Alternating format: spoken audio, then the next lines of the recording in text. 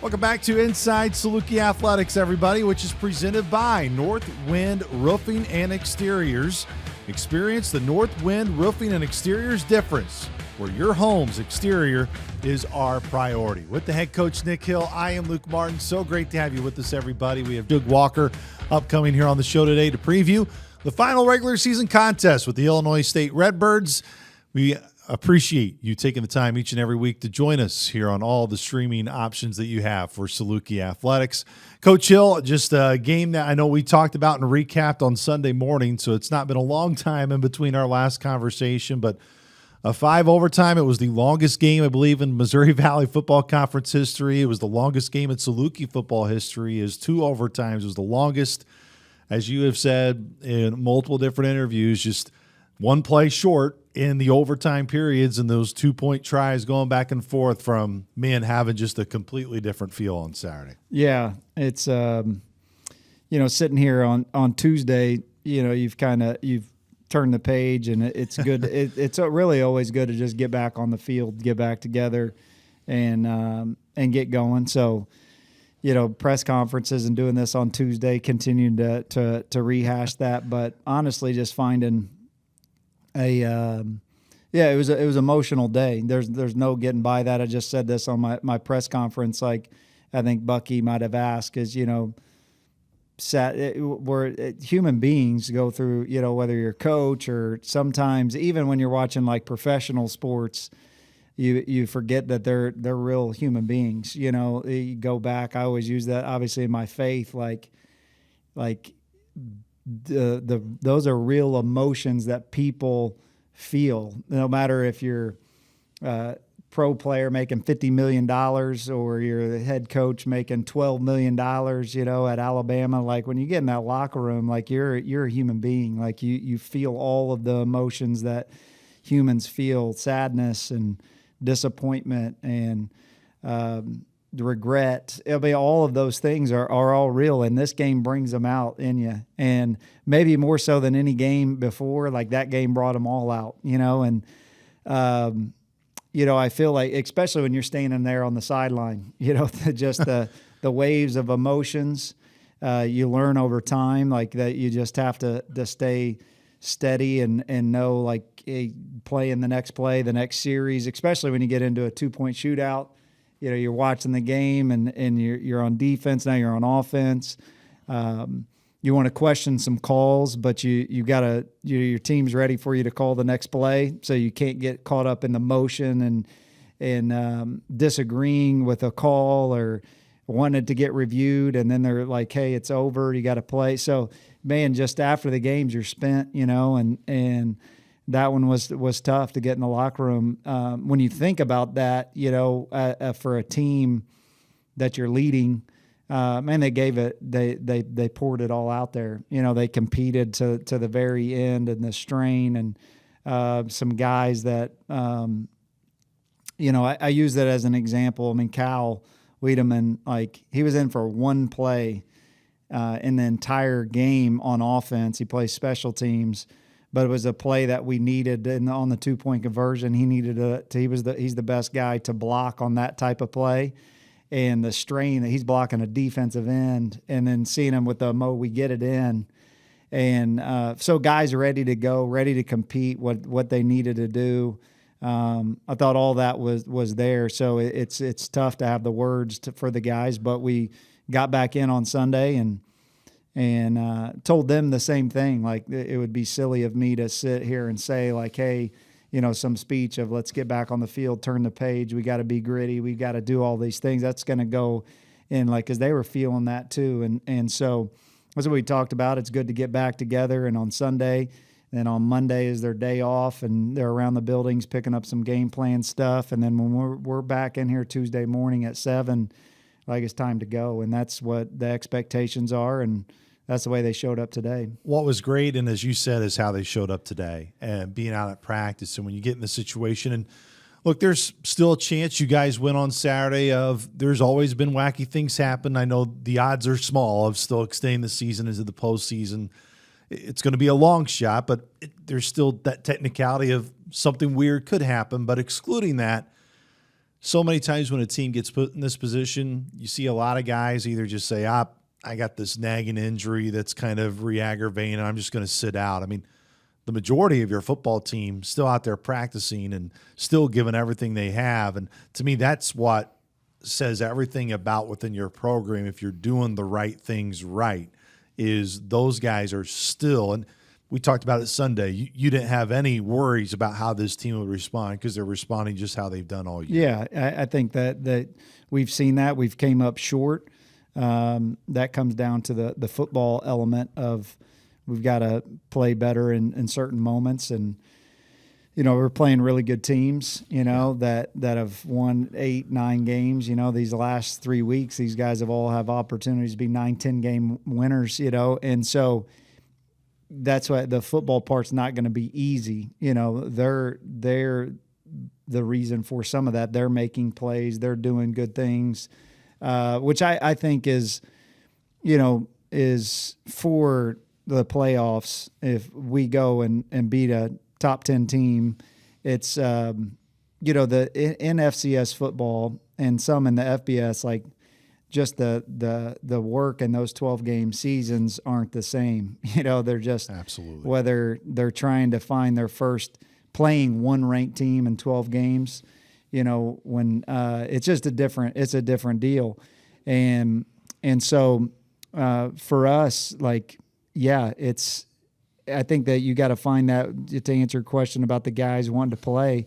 I think that's like the message that you try to share all the time is like, when you talk about there's not many guaranteed opportunities in this game, you get 12 guaranteed Saturdays for seniors, and whether it's juniors or whatever, I mean, however you want to look at it, maybe you got 15, 16 more opportunities to go out there on a Saturday, compete in a big-time football game.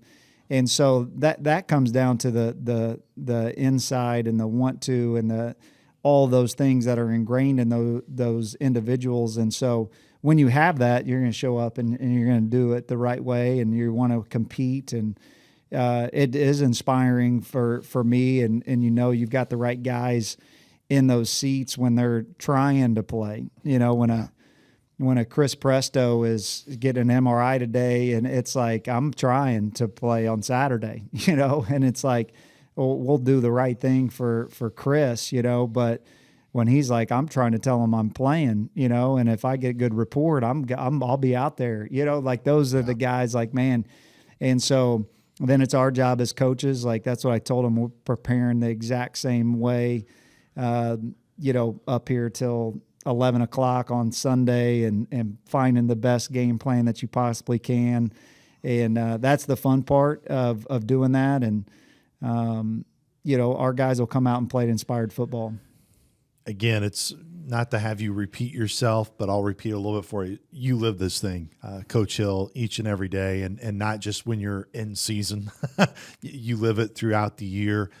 Yes, not just being the offensive coordinator with the head coach, but from an offensive perspective, you look at a lot of your numbers: third down efficiency, fourth down efficiency, being able to move the football. All of those things have happened at a really high level, executing when you get into the red zone. But how much does it sit with you of, yes, those are all good things, but it's those moments where just a play here or there that really affects those outcomes, like on Saturday and at Youngstown, how much those sit with you more than you look at the grand body of work, and it's a really good body of work. It's just those, and I say small segments, but that's kind of the frustrating thing about this game that we both enjoy being around, is those small segments, even though the good chunk of it can be a really great thing to look at and watch. It's just those small segments for some reason have just gotten a little bit away. Yeah, no, I think, man, as the head coach, it doesn't matter, however it's about wins and losses. That's how it is in this game. And so you have to do your part, but it doesn't matter if you win that game 53-51, man. Like, if we were coming off the field, like, everybody in the organization would have been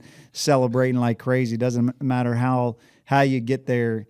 It's about winning. And then that's how this game is, right? Like, we've talked about that. You want to get off to good starts. Your objective on offense and defense is score more points than the other team, whatever that takes. That's our number one goal on our offensive goal sheet, is that box will be in green. It will meet that goal, whether that's scoring 1 touchdown or if that's scoring, 7. We have to do our job on that side of the ball to score more points than the other offense scores or the other team scores. And defensively, it's the same thing. It's find a way to get more stops and make more plays, whether that's a lot of them or it's a grinded out defensive battle. It's about us scoring 1 more point than the other team, and then whenever you go back and reflect, like, where is that we have to be better? And for us, it's in those moments, like, to go either put a team away. They kind of got some momentum in these last couple weeks to be able to sustain that.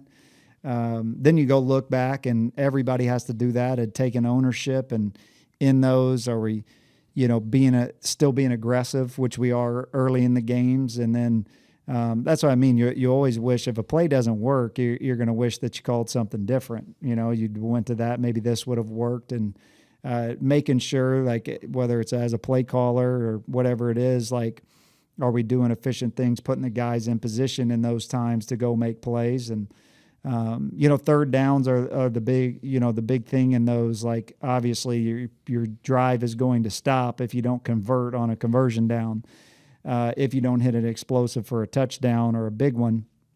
And those probably, there's about 5 drives in the last 2 games where we haven't scored or put ourselves down in there in the red zone. And so finding, what are those on those? Can we put them in better positions? Can we convert on third down? And there's a variety of things. That's why our team knows that. Like, these are shared losses. We could have all done something in that game, on that play, on that drive, to come out with a better outcome. Let's talk about Illinois State this weekend. The last regular season opportunity for them. I mean, they came off. They got off to such a really quick start against South Dakota State. SDSU made a heck of a comeback effort, but the Redbirds hold them off. Rittenhouse, just another. I mean, I guess before really I asked you specifically about Illinois State, and I've asked you this question before throughout the season, is being quarterback play in this league. I don't think there's ever a year where you can truly say the Valley does not have good quarterback play. But you can list off about 4, 5, 6 guys who are playing at elite level, and there's probably even more than that in this league. Rittenhouse just seems to be right up there. He's had an outstanding year for Coach Spack. Yeah, the veteran quarterbacks as well. Seniors. He's playing he's played a lot of snaps. So he's not going to see much that he hasn't seen. He's a kid that doesn't get rattled much. He's got good weapons to throw to. The receivers as a whole are as good as, we've seen different styles. We've seen a lot of good skill players. Youngstown had good receivers. And then last week, one was really dynamic and is really gaining confidence. And then this week is the same thing. I think he maybe is the all-time leading receiver in Illinois State history, which they've had some good ones. I played against a couple of pros from there. And so, playing really well. This is a good football team. Just kind of in that mix here of the group of Valley teams that have good quarterbacks. They mix it up on offense, 11, 12 personnel, a couple tight ends that have been there a long time, good skill players, good, 1-2 punch at running back. And then they're always going to play a physical brand on defense and mix things up. A lot of consistency there as far as Coach Spack being the defensive guy and the defensive coordinator. So it's a good Valley football team. Ty Niekamp has been always one of the most dynamic players to watch from a defense perspective. He's got 110 tackles this year. I mean, you turn on the film, I'm sure, which again, as we try to tell our fans, you guys as coaches don't really just go straight to the stat sheet. You go and watch on film, and man, you see that guy everywhere defensively. Yeah, he's been, this is 3rd year, I guess. He's been an All-American and first team All-League, so he's that for a reason. And does a really good job. Obviously, his dad, he lives with, his dad's the defensive coordinator. He's been brought up in this thing and standard of toughness. And if you're going to play Mike linebacker for your dad, you better be tough, And so yeah, he's a really good player. They've had a lot of really good defensive players over the years, and got a good scheme that you see it all on tape. But like they do a good job of timely when they're bringing things. They probably pressure the most out of the teams in our league, and the variety of secondary pressures, which they've always done. But they have a good way and system of doing it, of bringing safety pressures, and some of them are stop the run and then taking away your RPOs, and so they just do a really good job. Things that are not out of your control are out of your control, but what is within your control is how you guys can finish this season. What would a win on Saturday against a team in Illinois State who is playing arguably probably the best they are at any point in time in their season at this point, what that would mean for you, your team, to go on the road and to be able to do that, to put that exclamation point, and then whatever happens after that is what happens after that. Yeah, man, it would be huge, just to have that feeling and to get back in that locker room. Really, you preach it's 1 game season, so for us, not treating it any differently, but to go on the road, get back in that locker room a winner, get back on that bus and take that road trip back, you know what those feelings are like. You also know what those feelings are like after a loss. So we're fighting and doing everything we can to get that feeling and to finish this thing well and get to 7 wins. And it would mean a ton. Coach, before we let you go, just kind of, really big picture. You talked about it from just your perspective throughout the league this year. I mean, every week it is truly a grind when you go through the Missouri Valley Football Conference. And I don't think it's being disrespectful at all. I think it's actually showing an intelligence level when it's just different when you get to other leagues. As it gets down to the final week of the season, you coached against these teams. You've watched a lot of film against the Valley. Again, a lot of it is what teams do and where they stack up. But, I mean, this is a league that's gotten 6 teams into the postseason before. You coach against these guys all the time. Why is this league deserving of that type of recognition when you get to this year? Yeah, I think you even just see what you do in the non-conference, it's just – and you'll see what happens in the first round of the playoffs too, where if you've got to play those guys, I guarantee you there's not many that want to schedule those guys, in the non-conference. Maybe they will because it's like we need the strength of schedule. And so I think, the coaches around the league and everybody or the country know that, what it is, the style of play, the physicality.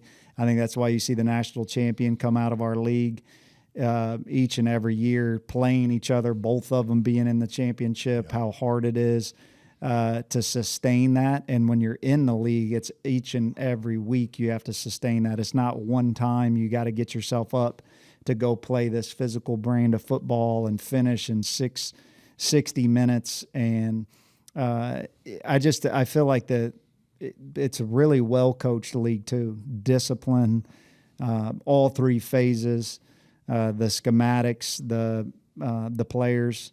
It's well-deserving. And now when you get to committees and all of that kind of stuff and everybody gets their say and why there maybe should be 2 teams out of a certain league. And I think just when you see a league that has 7 teams ranked in the top 25, it's a credit to our league's been good for a long time, and that's a credit to all the programs in it to continue to have really well put together teams. And this year has been no different. Some of the best players in the entire country, whether it's offensive player of the year, defensive player of the year. I think when you see that too, when you see them go against these guys, these defenses, you'll watch the scores in the playoffs usually go down, when some of the best players then have to go play these teams. And so we've known that. That's how we have to prepare. I've never played in another league, so that's all I know. And it's a fun league to be in. It's a very challenging league to be in. And so we're just thankful we got one more to go do it. Coach, we appreciate your time. Join us each week throughout the regular season, and we'll work on the schedule next week to have one more conversation with you before we send you on your way, but we always appreciate the time, Coach Hill. All right, I appreciate it. Once again, that was head coach Nick Hill. We'll take a time out here on the show. Inside Saluki Athletics, presented by Northwind Roofing and Exteriors, guarding your home's legacy from peak to foundation. It's what we do. With over 40 years of combined experience, Northwind Roofing and Exteriors will get the job done right. Call today at 618-713-1381.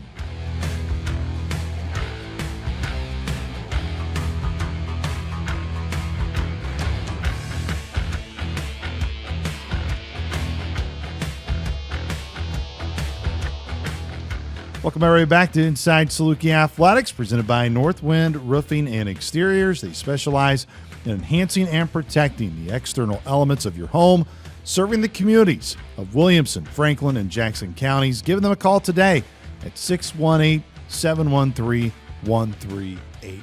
The guy I can always call on, Shug Walker, join us here on Inside Saluki Athletics, as Shug just honored this past weekend for Senior Day for the Salukis and now heading into the final regular season game of the year against Illinois State. Shug, appreciate the time, brother. Always good to catch up with you, my man. Yes, sir. What's up, Luke? How you doing? You know, I'm doing good. I know you guys just left everything you did out there on Saturday, and I know from a defense perspective, it's probably more frustrating when you see those numbers that have been going up on you guys in recent weeks, but just in terms of the effort level, strain, doing everything you guys can to try to get over the finish line on Saturday. Just how you guys felt, especially being one of those seniors being honored on Saturday. Yeah, I mean, it's very disappointing. As a defense, you just wish you could do more for your team. I mean, you work with these guys every day. You see the work everybody's putting in, and you just wish you could have done more. I mean, but at the end of the day, I love going to work with these guys. Just proud of them. It wasn't a matter of effort. It wasn't a matter of anything if we wanted to or not. I mean, that's just the way it goes sometimes, and it's been frustrating because it's been going that way for a couple times. But I mean, you can't knock the work and the effort that these coaches and these players that I'm around every day. I mean, I see it with my own eyes, and it would have been felt great to be rewarded, but you know, there's a lesson in there somewhere. You know, no question, and I know it will continue to reap, you know, in terms of those lessons and the benefits of it, not just this weekend, but for you and the rest of your life. But you know, just kind of going back to the game on Saturday, man, there were so many times where it felt like that ball was right on the turf for you guys to have an opportunity. Just didn't quite get the bounce to go your way on Saturday. Yeah, I mean, early, I know I saw it out there on the ground twice, and I was like, oh, we're getting after it. Yeah. We're flying around, and they just happened to fall on the fumble, and I mean, kept snapping the ball, and credit to them. They kept pounding the rock, and they've got some good ball players, but I mean, you always wish you could just pull it out for the guys, for the community, Saluki Nation, and everybody. So, I mean, it's 5 overtimes. It's a killer. But I mean, I'm still proud of the guys. I'm still going to ride with the dogs, no matter what. You talk about just that energy that it takes, one, to play a regular football game, let alone one that goes in 5 overtimes. How were you, as one of the key leaders of this group, just keeping everybody engaged, and regardless of how the previous play went, to just keep playing that next play? I really felt in overtime, Shug, you guys played your best defensively, and I get it's a shorter field, especially once you get in the alternate 2-point tries. But, man, you guys really sniffed out some things that were coming your way.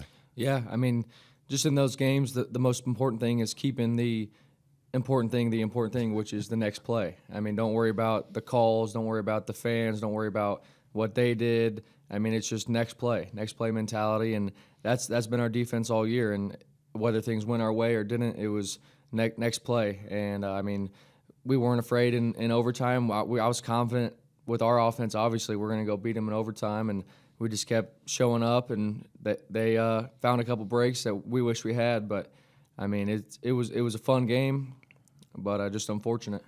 You guys are very authentic people, but also – don't shy away from, answering the obvious things. And when things haven't gone well, the last 2 weeks defensively in the second half, you do get the interception to start the second half against South Dakota. That unfortunately was the only stop. What would you say if there is an area to pinpoint, Shug? And everyone thinks they're massive things, but a lot of times it's a lot of tiny details in there that could have been the difference. What do you feel could have been a difference the last 2 weeks that you guys hope you can clean up and give yourselves a chance here on Saturday against Illinois State? Yeah, I mean, you're exactly right. Everybody thinks there's a magic formula or one thing that went wrong that would have changed the game, but it's a collective effort. I mean, you can put it all on the defense, and just certain plays didn't go our way, but also, I mean, we continue to show up and give the effort. I mean, it's just a matter of things going our way and staying together. I mean, sometimes get too high, get too low, and there's very good teams in this conference, so they'll make you pay if you let your guard down at all. But I felt like our preparation was there, our coaching is always there, and it's just a matter of, I mean, holding on and finishing. So hopefully, I mean, that's a big lesson this season. We got an opportunity to finish here, so that's what we're going to go do. Shug, I remember when you got here and the impact you had was honestly felt instantly. And since you've been here, the impact has continued to been felt throughout your time. I know the ending to this season you guys can still control in terms of ending it with a win. I know how much that would mean for you guys. The other stuff, is out of your control in terms of whether your season continues. But regardless of those things, what is going to be, or what are some of those things that you are going to hold on to most about being a Saluki during your time here?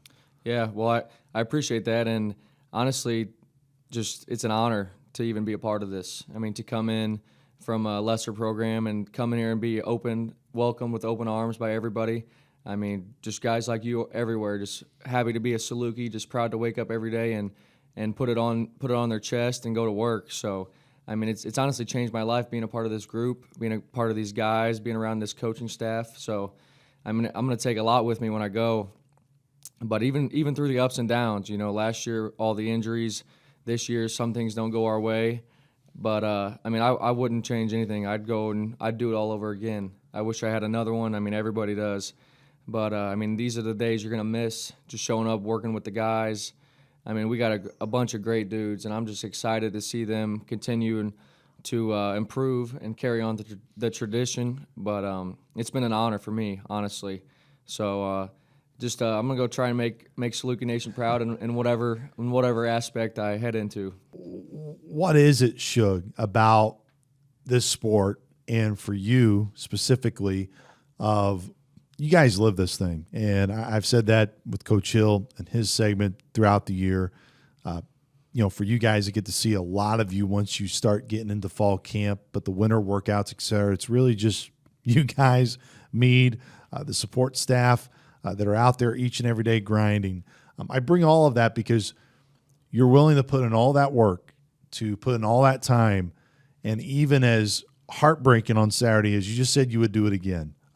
What is it about all of that intertwines that you're willing to put your heart on the line for that heartbreak, but also the other side of it to know, man, the reward when you're able to get it done, it's a high that you just can't get anywhere else. Yeah, I think you made a great point there. When I showed up, I realized there's so many dudes around here who live and die Saluki football. I mean, or Saluki basketball, just being a Saluki in general. It's live or die on the Salukis, and I mean, that's just an honor to be around a group of guys who are that invested, whether it's the media team, the medical staff, the coaching staff, or just your administrators. I mean, you show up and everybody's proud to be a Saluki. So it's been an honor to be a part of that.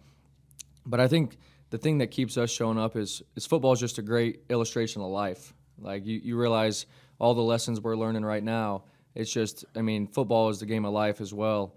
And I feel like all the things we're learning here, it's just going to carry on. And, I mean, things are going to get tough sometimes. And I look at the guys around me, and it's like, man, we just lost in 5 OT. I showed up on a Monday, and these guys are ready to go. I mean, they love you regardless of anything, and we just show up and get to work. And I think there's a big lesson in that. And I try to be like the guys around me. You know what I mean? Just tough, hard-nosed guys, whether it's the linebacker room or Coach Meade or Coach Mack, all of them. I mean, it's unconditional around here. So, I mean, I'm just proud to be a part of it.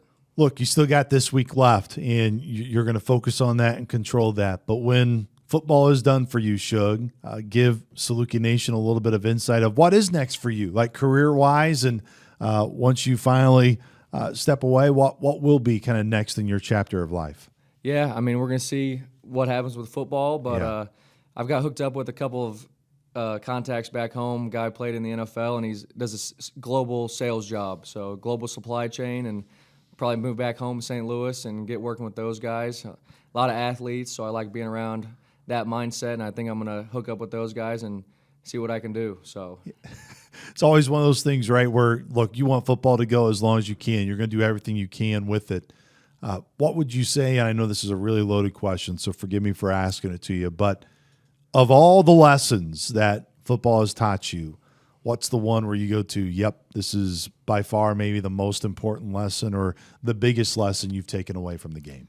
Yeah, I mean, I think the biggest thing is no matter the ups and downs, you got to be grateful for what you have and what's in front of you, all the blessings. And at the end of the day, you got to thank God for waking you up, giving you the ability to fellowship with all the people around you. And just football makes you grateful, just makes you grateful for even the littlest things. And I think that's been a message preached by Coach Hill, all the coaching staff. And it's just such a great imitation of life. I mean, the ups and downs, you just got to keep swinging. So, I mean, I think I've learned that being here, and I'm excited to take that on to the next phase. Again, it's out of your control of whether the season's going to continue after this weekend, but you guys have a chance to beat another nationally ranked team on the schedule, which that's the norm when you get into the Missouri Valley Football Conference. What would it mean to you, Shug, and this team to end the regular season with a win on the road against the program where there's been a lot of good rivalry games with through the years? I think Coach Prani said it best. I mean, who else would you rather finish with? I mean, you don't want to finish with just an easy win or nobody's paying attention. I mean, bring us a dog. I mean, bring us somebody good. Illinois State's got a great program, a lot of history between us. So, I mean, we're excited. I mean, we don't want it easy. Wouldn't want it any other way. It's a great challenge, and I mean, I think it's just another chance to show who we truly are and just finish.